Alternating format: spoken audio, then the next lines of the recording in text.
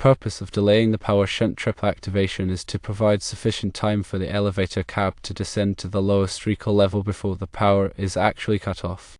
This critical delay aims to prevent individuals from being confined within the elevator car during a fire emergency. There are several techniques that can be employed to achieve this delay. Firstly, one method involves utilizing an auxiliary contact located on the elevator controller. This contact can be electrically connected to the heat detector in a manner that prevents the power shunt trip from activating until the contact is closed, indicating that the elevator has reached the recall level. Secondly, an alternative approach is to implement a timer. The timer should be configured to match the duration required for the elevator cab to return to the lowest recall level. While elevator manufacturers may not always furnish an auxiliary contact specifically designed to signal the cab's return and door opening, they should be able to provide the necessary information regarding the travel time for the elevator cab to descend to the lowest recall level. This information can then be utilized to accurately set the timer. If obtaining the precise travel time from elevator manufacturers proves challenging, it is possible to estimate the time independently. To do this, manually measure the time it takes for the elevator cab to travel from the uppermost point of the hoistway to the lowest recall level. Subsequently, add a few additional seconds to this measured time to account for the time required for the doors to fully open. Once the appropriate time has been determined, configure the timer accordingly. The timer should be wired in conjunction with the heat detector, ensuring that the power shunt trip remains inactive until the timer has elapsed. By incorporating a delay in the activation of the power shunt trip, the risk of individuals becoming trapped inside the elevator cab during a fire is significantly reduced. When selecting a timer, ensure it is a UL-listed device appropriate for the application.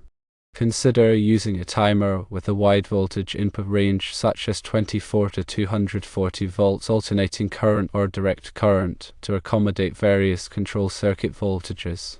The timer should also have adjustable time delay settings to fine-tune the delay based on the specific elevator travel time.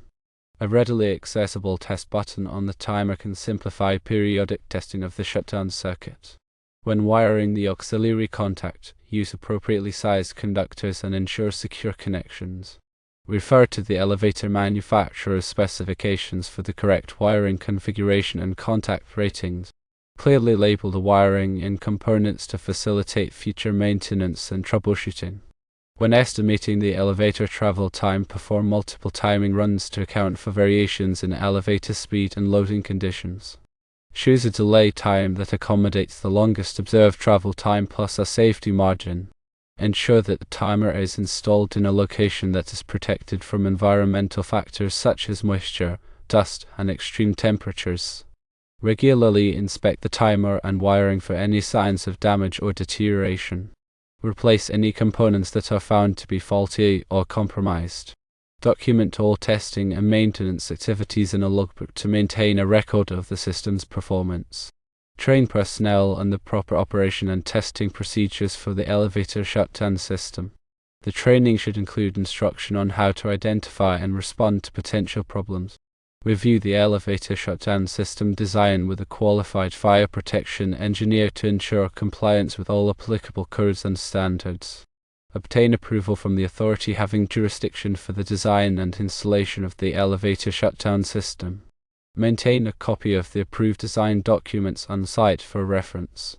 Coordinate the installation and testing of the elevator shutdown system with the elevator contractor and the fire alarm system contractor to ensure seamless integration. Conduct thorough testing of the elevator shutdown system after installation and periodically thereafter to verify its proper operation. The testing should include simulating a fire alarm condition and verifying that the elevator cab returns to the lowest recall level and the power is shut off after the programmed delay. Regularly review and update the elevator shutdown system design to reflect any changes in the building layout, occupancy, or fire protection systems. Keep abreast of any updates to applicable codes and standards and make necessary modifications to the elevator shutdown system to maintain compliance. Install signage near the elevator indicating that the elevator will automatically return to the lowest level upon activation of the fire alarm system. The signage should also provide instructions on how to use the elevator in the event of a fire. Implement a procedure for evacuating occupants from the elevator cab in the event that the elevator becomes stuck during a fire. The procedure should include contacting the fire department and providing them with the location of the elevator cab. Consider installing an emergency communication system in the elevator cab that allows occupants to communicate with emergency personnel. The communication system should be tested regularly to ensure its proper operation. Provide emergency lighting in the elevator cab that will illuminate in the event of a power failure.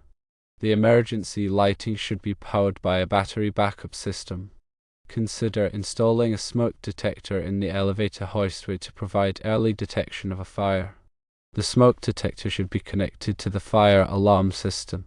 Ensure that the elevator hoistway is properly ventilated to prevent the accumulation of smoke and heat in the event of a fire. The ventilation system should be designed to exhaust smoke and heat to the outside of the building. Consider installing a fire suppression system in the elevator hoistway to extinguish a fire before it can spread. The fire suppression system should be designed to protect the elevator equipment and the building structure. Work with a qualified elevator contractor to ensure that the elevator equipment is properly maintained and inspected. Regular maintenance and inspections can help to prevent elevator malfunctions that could trap occupants in the event of a fire. Develop a comprehensive fire safety plan for the building that includes procedures for evacuating occupants from the elevators. The fire safety plan should be reviewed and updated regularly. Conduct fire drills regularly to familiarize occupants with the fire safety plan and the procedures for evacuating the elevators. In addition to auxiliary contacts and timers, consider using a programmable logic controller, or PLC, to implement the delay function. A PLC offers greater flexibility and control over the shutdown process. The PLC can be programmed to monitor multiple inputs such as heat detectors, smoke detectors, and elevator position sensors, and to activate the power shunt trip based on a predefined sequence of events. The PLC can also be programmed to provide diagnostic information and to log events for troubleshooting purposes. When using a PLC, ensure that it is properly programmed and tested to meet the requirements of the applicable codes and standards. Use a PLC that is UL listed for fire alarm applications. When selecting a heat detector, choose a detector that is appropriate for the environment in which it will be installed. Consider the ambient temperature, humidity, and airflow. Use a heat detector that is UL listed for fire alarm applications. Install the heat detector in accordance with the manufacturer's instructions and the applicable codes and standards. Ensure that the heat detector is properly maintained and tested. Regularly inspect the heat detector for any signs of damage or deterioration. Replace the heat detector if it is found to be faulty or compromised. The location of the heat detector is crucial. It should be positioned in an area where it can quickly detect a fire condition. Consider placing the heat detector near the elevator machine room or in the elevator hoistway. Consult with a qualified fire protection engineer to determine the optimal location for the heat detector. Ensure that the heat detector is properly connected to the fire alarm system. The wiring should be protected from damage and the connection should be secure. Regularly test the connection between the heat detector and the fire alarm system to ensure that it is functioning properly. In addition to the power shunt trip, consider using a backup power system to keep the elevator running in the event of a power failure.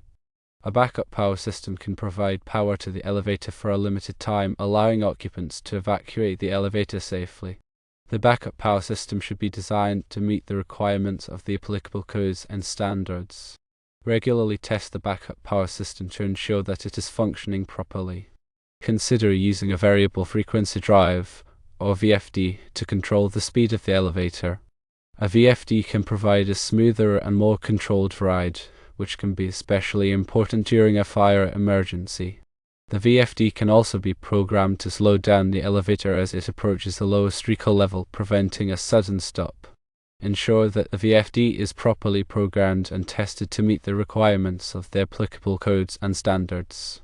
When installing the elevator shutdown system, consider the impact on other building systems. The elevator shutdown system should be integrated with the fire alarm system, the building management system, and the emergency power system. Ensure that all systems are compatible and that they function together seamlessly. Develop a comprehensive training program for building personnel on the operation and maintenance of the elevator shutdown system. The training program should cover all aspects of the system, including the heat detectors, the timers, the power shunt trip, the backup power system, and the VFD. Building personnel should be able to identify potential problems and to take corrective action. Conduct regular inspections of the elevator shutdown system to ensure that it is functioning properly.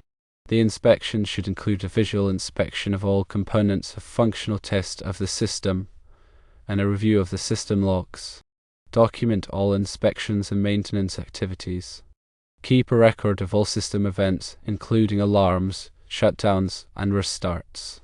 The system logs can be used to troubleshoot problems and to identify trends. Regularly review the system logs to identify potential problems and to take corrective action. Ensure that the elevator shutdown system is properly maintained. Regular maintenance can help to prevent system failures and to extend the life of the system. Follow the manufacturer's recommendations for maintenance and service. Consider using a remote monitoring system to monitor the elevator shutdown system. A remote monitoring system can provide real-time information on the status of the system and can alert building personnel to potential problems. The remote monitoring system can also be used to control the system remotely.